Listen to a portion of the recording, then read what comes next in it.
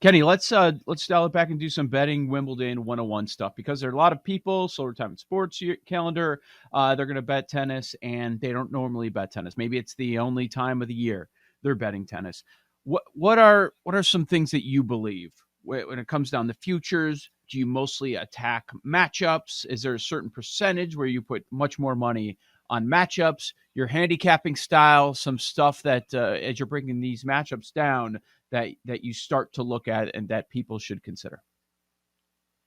So the way that you really want to figure out who's going to win these matches is you have to look at form, and that is, mostly what I bet off of. And if you can figure out whose form is fool's gold, who had some tough breaks, right? Maybe lost to some good players and maybe is a little undervalued. That is just as valuable as, hey, this guy, these wins are, not, they're kind of fraudulent. He beat, 4 guys in a row, but they're not great.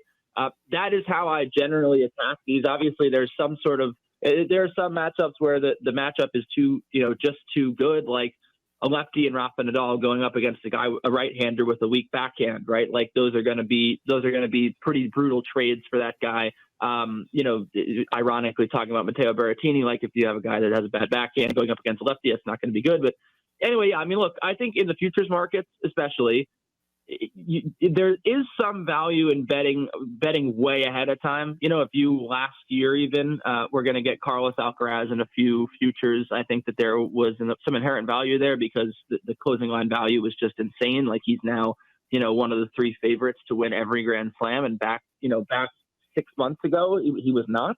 But aside from that, I saw a lot of people love Felix Auger-Aliassime coming into this one when Alexander Zverev went down due to injury and they ruled out the Russians for this tournament.